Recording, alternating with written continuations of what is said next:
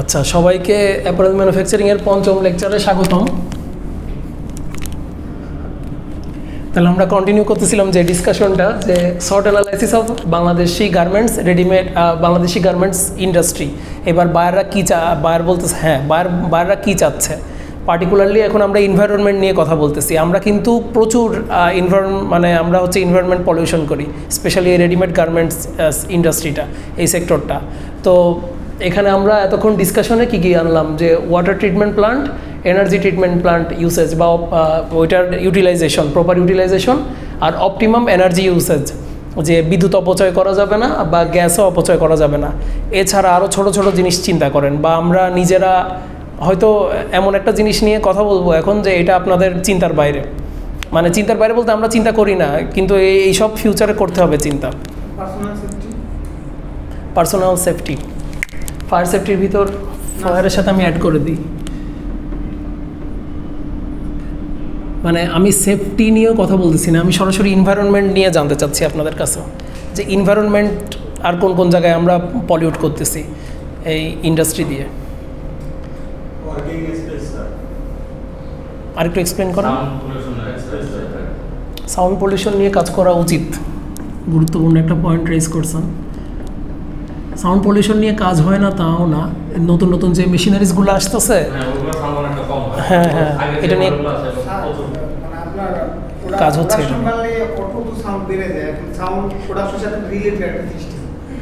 সাউন্ডের সাথে রিলেটেড হইতে হবে, নট নেসেসারিলি তাই। এটা হচ্ছে নিউ টেকনোলজিস, নিউ মেশিনারিজ ইমপ্লিমেন্টেশনের মাধ্যমে সাউন্ড পলিউশন রিডিউস করা যাবে। আচ্ছা, আমি আরও স্পেসিফিক যদি বলি, একটা ইন্ডাস্ট্রিতে কি পরিমাণ হচ্ছে তারা কি পরিমাণ কালো ধোঁয়া ছাড়তেছে, এটাও কিন্তু বায়ার বাইন্ডিং দিয়ে দেয়। মানে ছোট ছোট জিনিসগুলো, যে এইভাবে চিন্তা করছেন বায়ো ইন্ডাস্ট্রি যে বায়ু দূষণ করতেছে, আমরা কিন্তু এটা নিয়ে কথা তেমন আমরা ডিসকাশনে আসে না, কনভারসেশনে আসে না। আর আরেকটা যেটা বললাম, যে ফিউচারে ওইদিকে আমাদের যাইতে হবে, ওটা নিয়ে চিন্তা করতে হবে। জীবাশ্ম জ্বালানি, যেটা ডার্টি এনার্জি, এই জীবাশ্ম জ্বালানি থেকে পুরাই নবায়নযোগ্য এনার্জিতে আসতে হবে, গ্রিন এনার্জিতে আসতে হবে। এই ইন্ডাস্ট্রি 4.0, ফোর্থ ইন্ডাস্ট্রিয়াল রেভলিউশনের অন্যতম একটা স্ট্রং টকিং পয়েন্ট হচ্ছে এইটা, যে পরিবেশ, আমরা অবশ্যই ইন্ডাস্ট্রিগুলা হচ্ছে রাখবো বা আমরা আরও প্রোগ্রেস করব, কিন্তু পরিবেশ বান্ধব হতে হবে, পরিবেশের ক্ষতি করা যাবে না। অলরেডি দেখেন, বৃষ্টি হলেও এক্সট্রিম পর্যায়ে চলে যাচ্ছে, গরম হলে এক্সট্রিম পর্যায়ে, শীত মানে যে হালকা শীতটা পড়ে ওইটাও এক্সট্রিম পর্যায়ে। মানে এখন আর সব বিরূপ হয়ে গেছে, ভারসাম্য নাই, একদমই ভারসাম্য নাই। তো এটা আরও বাজে পর্যায়ে যাবে। তো ওই জন্য আমি পার্টিকুলারলি হচ্ছে জাস্ট এনার্জি ট্রানজিশন নিয়ে একটা প্রজেক্টের কাজ করতেছি। তো জাস্ট এনার্জি ট্রানজিশন মানে কি, একে তো এনার্জি ট্রানজিশন করব, সেই এনার্জিটা জাস্ট হইতে হবে। জাস্ট মানে কি, ওই এনার্জিটা কারোর সাথে, জাস্ট মানে হচ্ছে ন্যায় বিচার, কারোর সাথে অন্যায় করা যাবে না। যেমন ধরেন এই যে এবার গ্রিন এনার্জি, এখানে কি কি আছে?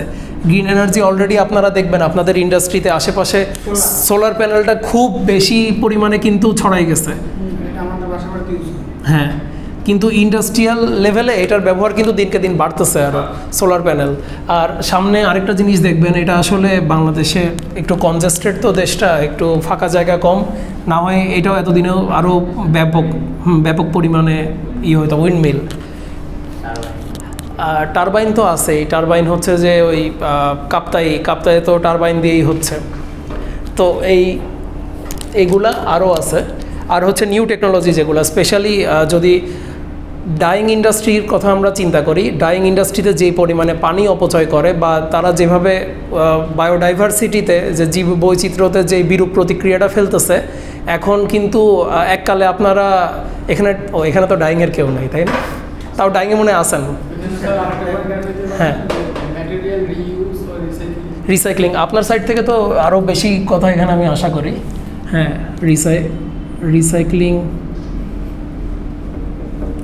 রিসাইক্লিং এখনও সরাসরি ওইভাবে মনে হয় বাইরেরা চায় না, কিছু কিছু চায়। কারা কারা চায় একটু প্র্যাকটিক্যাল এক্সাম্পল দেন, এটা তো বাকিরা হয়তো জানবে না।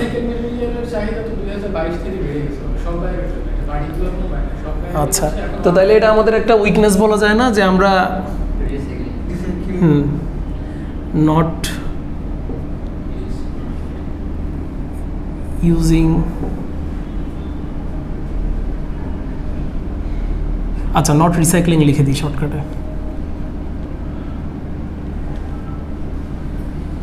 স্পেশালি ম্যানমেড ফাইবারের ক্ষেত্রে না 100% পলিস্টার নাকি 100% রিসাইকেল করা যায়? কিছু কিছু জিনিস করা যায়, মানে পলিস্টার নাকি আপ টু 100%, এটা আমি অবশ্যই রেফারেন্স লাগবে কথাটা বলার জন্য। 85 মানে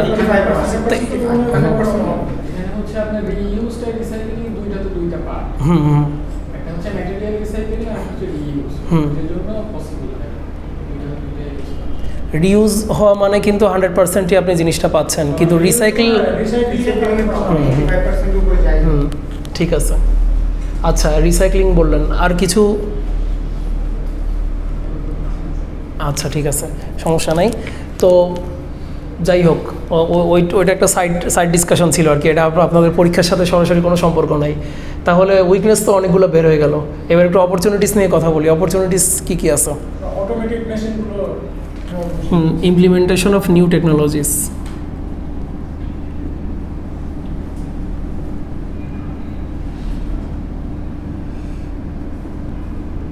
আর অপরচুনিটি মানে হচ্ছে যেটা আমরা যেটা নিয়ে ভাবতেছি, এখনো হয়তো করতে পারি নাই কিন্তু আমার মাথায় আছে, আমি ভাবতেছি, এটাই হচ্ছে অপরচুনিটি। মার্কেটিং এক্সপেনশন,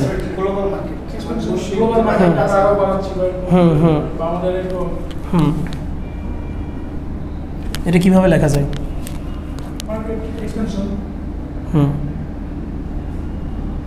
মার্কেট কোন দিক দিয়ে এক্সপেনশন হচ্ছে আমাদের, মানে একটু এক্সাম্পল দিয়ে বলেন যে এই আইটেম এখন বাংলাদেশ নতুন নতুন এই জিনিসটা আগে ওই মার্কেট আগে গ্র্যাব করে নাই, এখন ওই মার্কেট গ্র্যাব করতেছে, এক্সাম্পল দিয়ে বলেন যে বাংলাদেশ আগে ইউএসএ থেকে এখন তো আমাদের বাংলাদেশ আরে কিন্তু ইউরোপে আমাদের এখন অনেকটা মার্কেট গ্রো করছে, যে আমেরিকা স্যাংশন দেওয়া বা এগুলো উঠায় নেওয়ার পরে আমাদের যে সুবিধাটা দিত, জিএসপি সুবিধাটা দিত, এখন তো আমাদের প্রোডাক্ট ইউরোপে অনেক বেশি যায়। আচ্ছা ইউরোপে অনেক বেশি যায়, জাপানে আমাদের ওই নতুন বাজার তৈরি হচ্ছে, জাপান, দক্ষিণ কোরিয়া, এই যে এরকম এক্সাম্পল চাচ্ছি যে তাহলে আস্তে আস্তে এশিয়াটিক কান্ট্রিগুলোতে হচ্ছে, এশিয়া বা হচ্ছে এক কথা ইউরোপ বাদে এশিয়া, ওশেনিয়া, এইসব কন্টিনেন্টে আমাদের যাচ্ছে। ওশেনিয়াতে অস্ট্রেলিয়া, আপনি অস্ট্রেলিয়ার কথা বললেন না? হ্যাঁ, অন্য কন্টিনেন্টে তাহলে আমরা নতুন মার্কেট এক্সপ্লোর করছি। এছাড়া আমি বলতেছি যে নতুন কোনো টেকনোলজি বা নতুন কোনো আইটেম, যেমন ধরেন নন ওভেনের কি বাড়ছে? আগে কি চিন্তা করেন, আগে কি নন ওভেন ছিল? এখন কি নন ওভেন আসছে? মানে গ্যারান্টি দিয়ে বলেন, মানে রেফারেন্স দিয়ে শুনছেন আপনারা?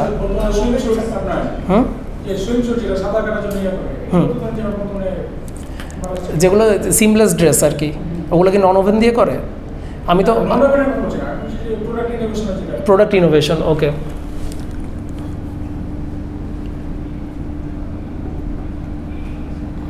তারপরে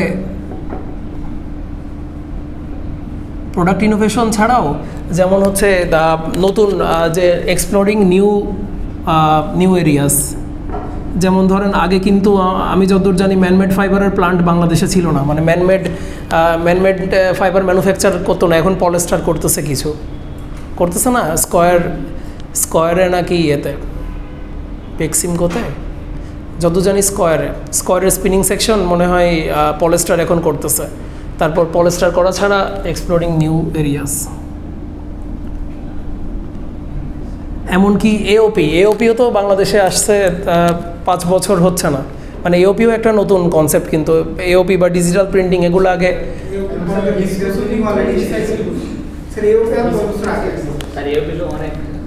5 বছরেরও আগে।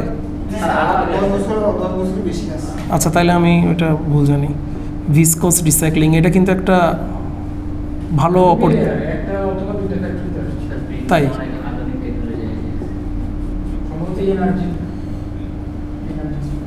আচ্ছা ওইটা লেখা দরকার নেই।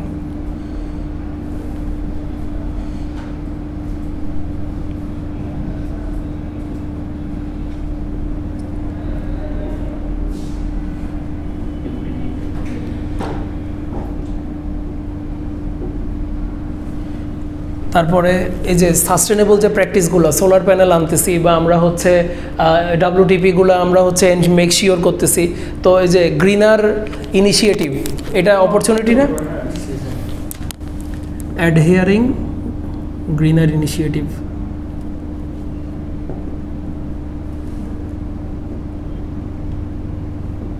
আচ্ছা অনেক লিখলাম। এবার আমরা থ্রেডস নিয়ে একটু ইনিশিয়েটিভস।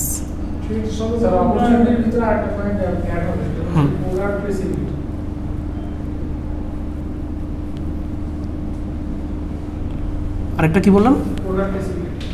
প্রোডাক্ট রেসিপিট,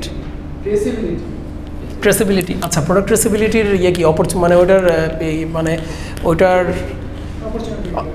মানে ওইটার হচ্ছে পজিটিভ সাইড কি প্রোডাক্ট ট্রেসেবিলিটির? পজিটিভ সাইড হচ্ছে যেহেতু বাংলাদেশ থেকে বায়ার আমাকে প্রোডাক্ট ট্রেসেবিলিটি নিয়ে ইনিশিয়েট করতেছে, প্রোডাক্ট আমার কাছ থেকে অ্যাকসেপ্ট করতেছে, তাই ভবিষ্যতে এটা কন্টিনিউ করবে আর খুব রাশভাবে কন্টিনিউ করবে। মানে প্রোডাক্ট ট্রেসেবিলিটিটা আমি ওইভাবে বুঝি না, তো এটা আপনি একটু আরেকবার বুঝিয়ে দেন, আমি এখনও বুঝি নাই। প্রোডাক্ট ট্রেসেবিলিটি মানে ওরা ট্রেস করতে পারতেছে। হ্যাঁ, তো ওরা ট্রেস করতে পারার সুবিধা কি? সুবিধা হচ্ছে বায়ারের এখন মেইন থিম হচ্ছে যে সে ইন প্রোডাক্ট যেটা রিসিভ করতেছে সেটা একদম রিসোর্স থেকে শুরু করে কোন ফ্যাক্টরিতে প্রডিউস হইতেছে এইটার টোটাল ডাটা সে চাচ্ছে। আচ্ছা, এই ডাটা যখন সে ফাইনাল প্রোডাক্ট হাতে পাচ্ছে তার সাথে সে একটা সার্টিফিকেট পাচ্ছে। আচ্ছা, এটার নাম হচ্ছে ট্রানজিশন সার্টিফিকেট। আমরা নরমালি সেটাকে সংক্ষেপে টিসি বলি। একটা টিসি সে পাচ্ছে, টিসির ভিতরে সাপোজ একটা পিওর জন্য সে অর্ডার প্লেস করছে, সেই পিওর 100 কোয়ান্টিটি বা 1000 কোয়ান্টিটি, সেটা সে ডাটা সে পাচ্ছে। এই ডাটা ধরে সে যখন ব্যাক এন্ডে তার ডকুমেন্টগুলো হচ্ছে চেক করবে, সে একদম শুধুমাত্র গার্মেন্টস যে ফ্যাক্টরি সেটা না, সে কোন ফিল্ড থেকে এই র মেটেরিয়ালটা হচ্ছে প্রসেস হয়ে আসছে ওই ডাটা পর্যন্ত সে রিচ করতে পারে একটা ক্লিক। আর ট্রেস করতে পারে। তো দিন শেষে এটা ব্র্যান্ডিং হচ্ছে, তাই তো? নরমালি হচ্ছে টেক্সটাইল এক্সচেঞ্জ থেকে একটা সিস্টেম জেনারেট করছে, সেটার নাম হচ্ছে ডিট্র্যাকিট। ডিট্র্যাকিট হচ্ছে একটা সিস্টেম না, এটা একটা প্রসেস। আর ইট্র্যাকিট হচ্ছে একটা সিস্টেম যেটা হচ্ছে টোটালি মার্জ। তো এই ট্র্যাকিট মানে ডিট্র্যাকিট আর ইট্র্যাকিটের মাধ্যমে নরমালি হচ্ছে বায়ার আর হচ্ছে সাপ্লায়ার যারা হচ্ছে টোটাল প্রসেসের ভিতরে ইনভেস্টেড, তারা এখানে সবকিছু চেক করতে পারে। আলটিমেট বায়ার হচ্ছে আমার রিসোর্স এনশিওর করতেছে যে আমার প্রোডাক্টের ভিতরে অর্গানিক আছে বা এটা এনশিওর হইতে পারতেছে, তারপরে এটা আমার ফিউচারে এটা মানে ব্যাপার কি, এটা হচ্ছে আপনি রাডারের ভেতর তো আসেনি, আপনি হচ্ছে লিস্টেড হয়ে গেলেন, আপনি মানে সার্টিফাইড হয়ে গেলেন একরকম, যে ওরাই আমাকে সোর্স করে দিতে পারতেছে অ্যাকচুয়াল অর্গানিক আইটেম, এবং ওই আইটেমটা ভালো পারফর্ম করলে তখন হচ্ছে দিন শেষে আপনারই নাম হবে বা রিলায়েবিলিটি বাড়বে, ট্রাস্ট বাড়বে।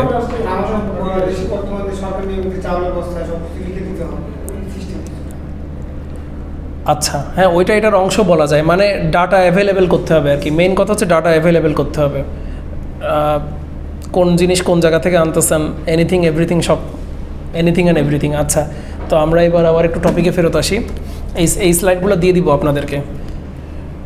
আচ্ছা, এটা হচ্ছে টেক্সটাইল এক্সপোর্টারের লিস্ট, এটা আপনাদের জানার জন্য 2022-এর ডাটা পর্যন্ত ওয়ার্ল্ড ট্রেড অর্গানাইজেশনের।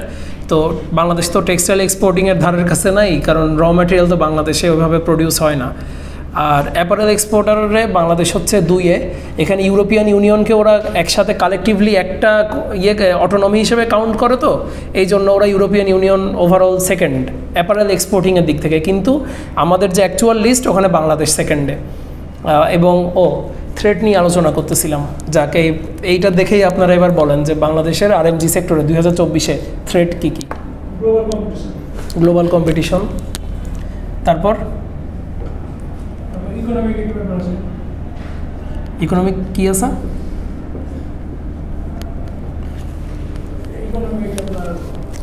আচ্ছা, পলিটিক্যাল ইনস্টেবিলিটি, তাহলে ইকোনমিকও লিখে দিই, ইকোনমিক অ্যান্ড পলিটিক্যাল ইনস্টেবিলিটি। আর কোনো থ্রেট নেই?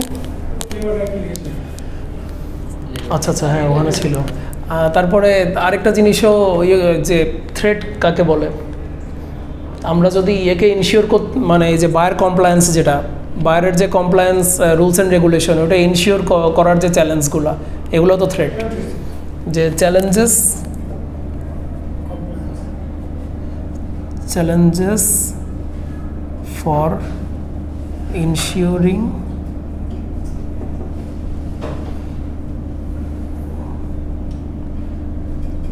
আচ্ছা ইমপ্লিমেন্টিং লিখি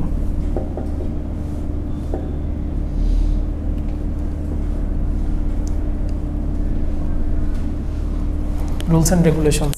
আচ্ছা তো এবার এই যে এইটা তো আপনাদেরকে দিয়ে দিব, এখানে এক্সপ্লেনেশন আছে আর তার সাথে বাংলাদেশের আরএমজি সেক্টরের স্ট্রেংথ, উইকনেস, অপরচুনিটিস, থ্রেটস, এগুলো সব এখানে আছে।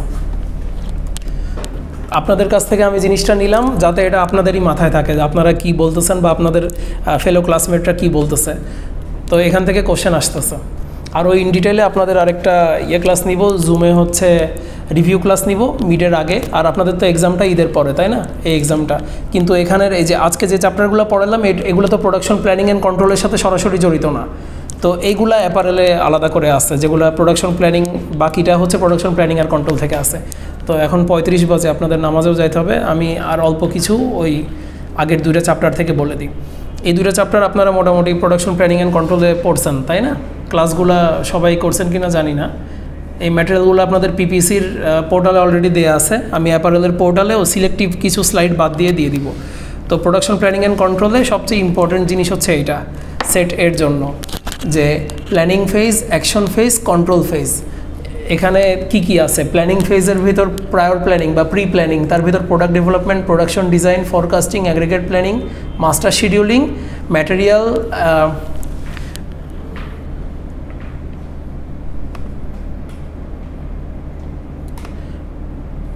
রিকোয়ারমেন্ট প্ল্যানিং, এটা আমি বারবার ভুলে যাই। ম্যাটেরিয়াল রিকোয়ারমেন্ট প্ল্যানিং, এগুলো হচ্ছে প্রায়র প্ল্যানিংয়ে থাকে। তারপরে অ্যাক্টিভ প্ল্যানিংয়ে process planning, routing, material planning, tools planning, loading, scheduling. আর অ্যাকশন ফেজে ডিসপ্যাচিং, কন্ট্রোল ফেজে প্রোগ্রেসে আছে ডাটা প্রসেসিং, আর কারেক্টিভ অ্যাকশনে আছে এক্সপিডিটিং, রিপ্ল্যানিং। এগুলোর সব সংজ্ঞা এখানে আবার আমি সহজ করে দিয়ে দিছি প্রত্যেকটা জিনিস। তো এগুলো দেখে নেবেন, এই জিনিসটা গুরুত্বপূর্ণ, এই চার্টটা। আর এটা ছাড়া আপনাদের ল্যাব রিপোর্ট যে দিছিলাম, ল্যাব রিপোর্টের ভেতর হচ্ছে 3টা ল্যাব রিপোর্ট, ওটা তো পাইছেন সবাই, ওটাও পোর্টালে আছে, অ্যাপারেল 4-এর পোর্টালে। এখানে কি কেউ আছেন রেজিস্ট্রেশন করেন নাই? আচ্ছা, এখানে কেউ মানে রেজিস্ট্রেশন যারা করেন নাই তারা হয়তো ম্যাটেরিয়াল এখনও ওপেন করতে পারেন নাই বা দেখতে পারেন নাই। আছেন কেউ? তাও যদি লাগে, আমার আসলে খেয়াল থাকে না, তো আমাকে একটু রিমাইন্ডার দিয়ে দিবেন, আমি আপনাদের গ্রুপে আবার ইয়েগুলো ম্যাটেরিয়ালগুলো দিয়ে দিব। ল্যাব রিপোর্ট টোটাল 7-8টা হবে, 3টা আমি দিয়ে দিছি, আর বাকি 5টা হচ্ছে আমি in the meantime ready করে দিয়ে দিব। ওইটা তারপর ঈদের পরে আপনাদের একটা ডেট। হ্যাঁ, হাতে তো লিখতে হবে, হাতে তো। আচ্ছা, আপনি আমার ল্যাব করেন নাই না, বাকিরা ল্যাব করছে আমার।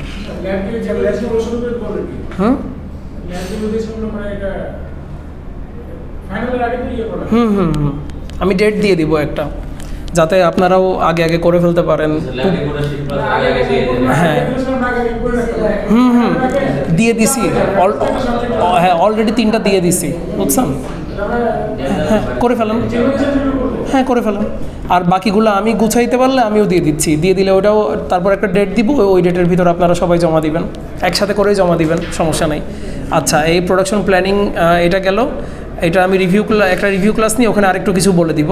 আর প্রোডাকশন সিস্টেম, এই প্রোডাকশন সিস্টেম যেটা, প্রোডাকশন সিস্টেমের বেসিক যে 4টা প্রোডাকশন সিস্টেম, একটু ফোকাস দেন। আমি আর 5 মিনিট নিব ক্লাস, একটু ফোকাস দেন, আপনাদের নামাজেরও সময় হয়ে যাচ্ছে।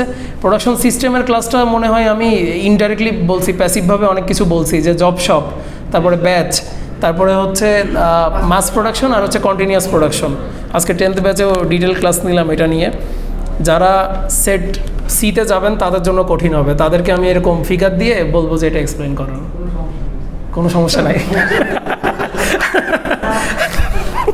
আচ্ছা, সমস্যা না থাকলে ভালো। তো এখানে বর্ণনা দেওয়া আছে জব শপ প্রোডাকশন সিস্টেমের অ্যাডভান্টেজ ডিসঅ্যাডভান্টেজ, ব্যাচের অ্যাডভান্টেজ ডিসঅ্যাডভান্টেজ, তারপরে মাস প্রোডাকশনের অ্যাডভান্টেজ ডিসঅ্যাডভান্টেজ, আর কন্টিনিউয়াস ফ্লো। কন্টিনিউয়াস ফ্লোটা হয়তো অনেকের একটু বুঝতে সমস্যা হয়, তো কন্টিনিউয়াস ফ্লোর আমি একটা এক্সাম্পল দিয়ে দিই। অ্যালপেনলিবে যে চকলেট আছে বা সেন্টার ফ্রুট যে চুইংগাম আছে, এগুলো সব কন্টিনিউয়াস ফ্লোতে তৈরি, মানে কন্টিনিউয়াসলি মেশিনে র ম্যাটেরিয়াল ফিট দেওয়া হচ্ছে, সেই র ম্যাটেরিয়াল থেকে ওই ক্যান্ডিটা প্রডিউস হচ্ছে, প্রডিউস হয়ে ক্যান্ডি যাচ্ছে, প্যাকেজিং হচ্ছে, বের হয়ে যাচ্ছে অটোমেটিক। তো এটাই হচ্ছে কন্টিনিউয়াস ফ্লো। আর আরেকটা কোশ্চেন ফাঁস করে দিচ্ছি, রেডিমেড গার্মেন্টসে কন্টিনিউয়াস ফ্লো এটা কি ইমপ্লিমেন্ট করা সম্ভব নাকি সম্ভব না? সম্ভব না। কেন সম্ভব না? এটা আসছে এটা আপনাদের, তো আমি তো ওটাই বলতেছি, আপনারা তো প্রফেশনাল সবাই, তো এটা আপনাদের নিজেদের নলেজ থেকে এক্সপ্লেন করবেন। তারপর সম্ভব না স্যার, কারণ এখানে সবগুলো স্যার ম্যানুয়ালি করতে হয়, এখন অটোমেটিক কোনো কিছু না। ঠিক আছে, আপনি আচ্ছা তারপর আপনার মানে যারা ম্যান পাওয়ার আছে তাদের একটা ক্লান্তি আছে, তারা কন্টিনিউয়াস তারা কখনো কাজ করতে পারবে না। ওই তো মানে কীভাবে এটা ডিফারেন্ট। ও আর আপনাদেরও কিছু এখানে ম্যাটেরিয়ালেরও হেল্প পাবেন। এই যে ডিফারেন্সের দুইটা টেবিল আছে।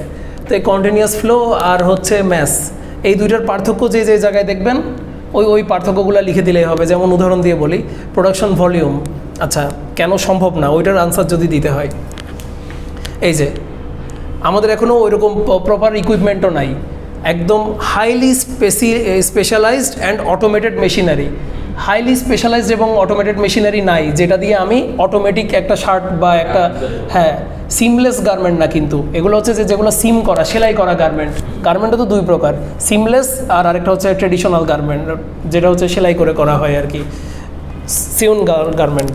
ওকে, তো এইটা একটা পয়েন্ট। তারপরে এই যে ওয়ার্কারের স্কিলের যে ব্যাপারটা, লো স্কিল লেভেল না, এটা এখানে ওইভাবে দেওয়া যাবে না। এই কন্টিনিউয়াস, আপনাদেরকে কন্টিনিউয়াস শব্দটাতে ফোকাস করতে হবে।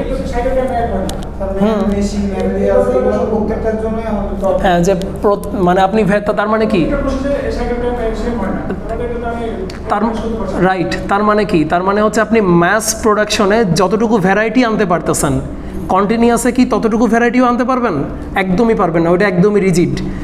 তাহলে এটা কি যেটা ম্যাস সেটা তুলনামূলক ফ্লেক্সিবল, একটু হলেও ফ্লেক্সিবল, এক ফোঁটা হলেও ফ্লেক্সিবল, কিন্তু কন্টিনিউয়াসটা কি একদমই ফ্লেক্সিবল না। আপনারা যদি আমি 5টা অ্যালপেনলিবের এনে দিই আমি যদি বলি এটা 1, এটা 2, এটা 3, এটা 4, এটা 5, তারপরে মিক্স করে বলি যে আমার এবার দেখান কোনটা 1, পারা যাবে না, কারণ ওদের ভিতর একদমই ভেরিয়েশন নাই, এক ফোঁটাও ভেরিয়েশন নাই।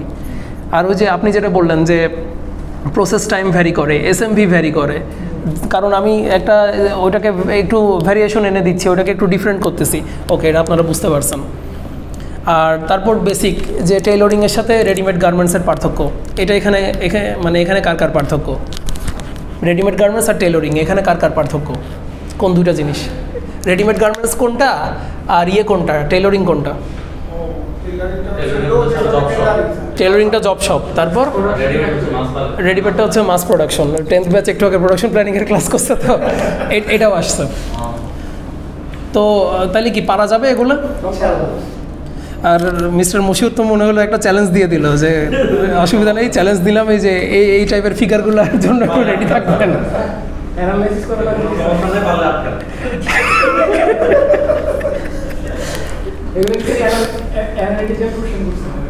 Open book exam. আচ্ছা ঠিক আছে, ওটা ক্লোজ করে দাও।